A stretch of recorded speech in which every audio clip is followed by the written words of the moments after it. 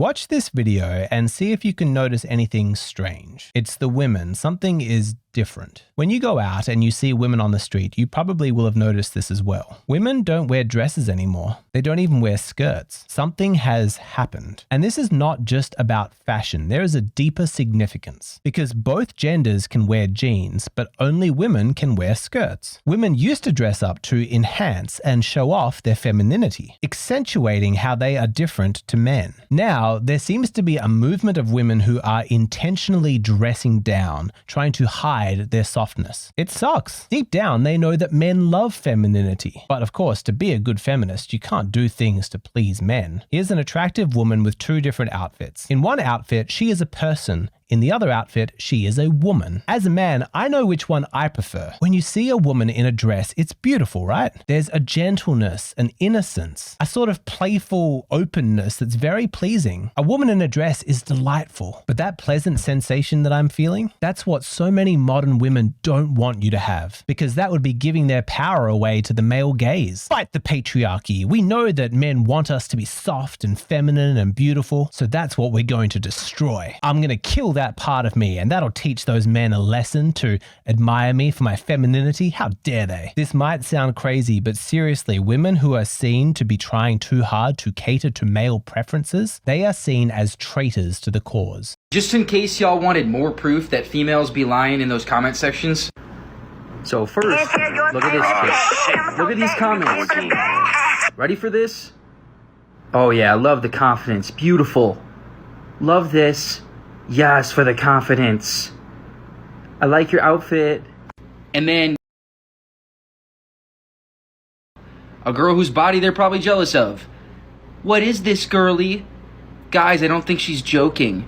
It's okay to breathe. Is this a joke?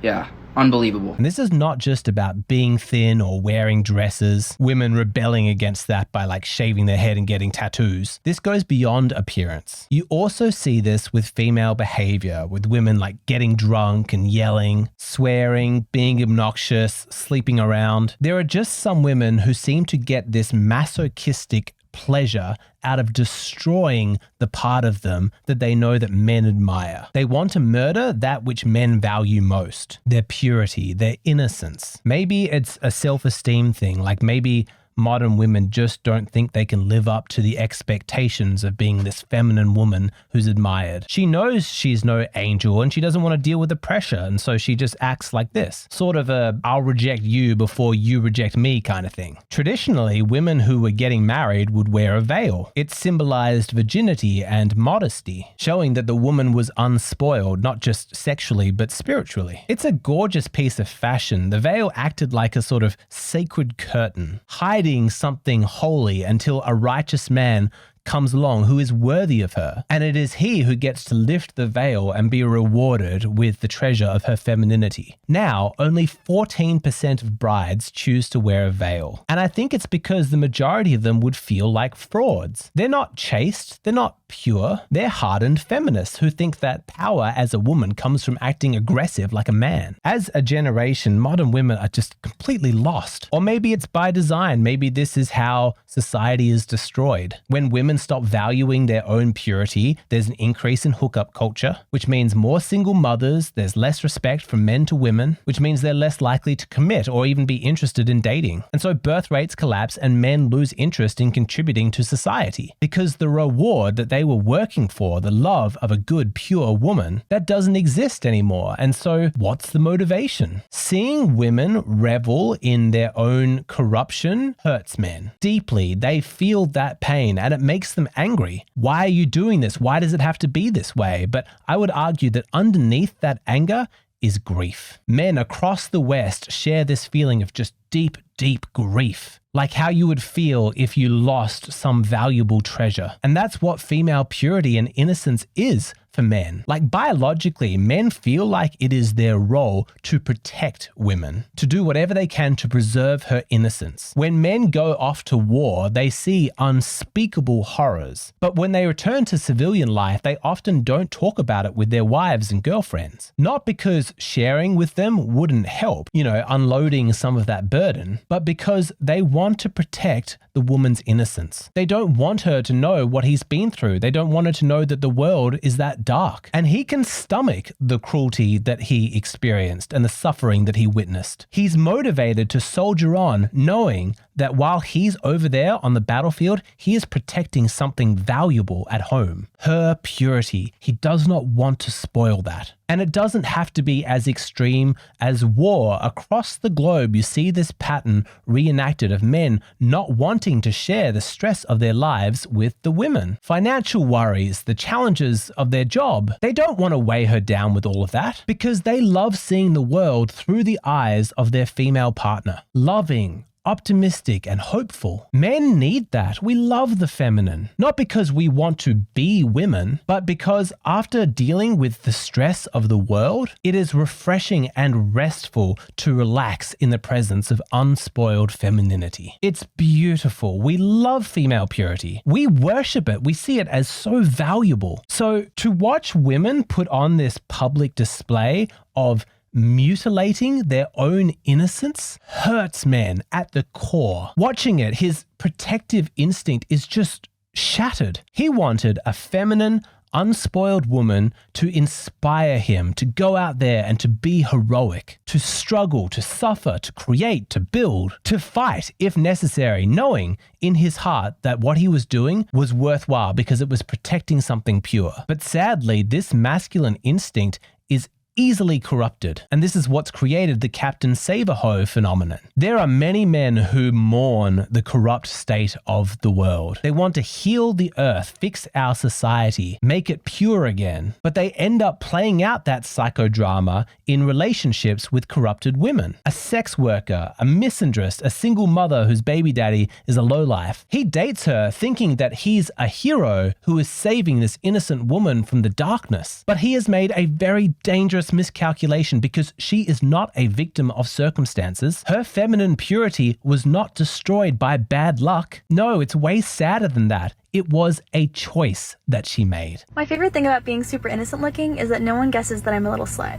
It's always a surprise. You might see yourself as a white knight on a holy mission to rescue her and to restore her virtue, but she's living in a completely different narrative. She doesn't see you as a hero or a knight. She sees you as a sucker whose naivety and protective instincts can be exploited. It can't be a coincidence that the women that you meet on sugar baby websites or the ones working as escorts or strippers all tell men, hey, this is my first time ever doing something like this. I'm just a college student, but I just thought I'd give it a try. Wake up. These women know that men worship feminine innocence and purity, and so that is the act that they perform. She is exploiting your protective instinct so that she can extract maximum amount of resources from you. She's a seasoned professional. She does this for a living. She has no plans to get out of the lifestyle. No, she's lazy. She's bitter. She doesn't want a real job, but she's not going to tell you that. No, because she knows that that's not your fantasy. Feminists have painted the male desire for female purity as though it's a bad thing. Oh, how horrible that men want feminine women. How misogynistic. They make it seem as though a man who has a preference for a woman who is still pure and innocent, the only explanation is that he must want to abuse her, and he's looking for a woman who is too dumb to realize how awful he's being to her. But female purity does not mean naivety. Men like women who are smart, passionate, and engaged. Who wouldn't want to date a good conversationalist? Experience is not what men object to, it's bitterness. If she knows history and psychology, science and ethics, she has a brilliant analytical mind, while also being kind and compassionate, that's wonderful. But if all of her experiences and education have robbed her of her optimism, made her bitter and hateful and angry, then that sucks. Something truly valuable and, dare I say, irreplaceable has been lost, and it is so sad. It causes so much grief. So women, my advice is to embrace your purity. Protect it as though it is the most valuable thing that you have, because It just might be. Forget feminism. Forget the peer pressure to be like cool and cynical. Stay optimistic. Stay hopeful. If you've had bad experiences with men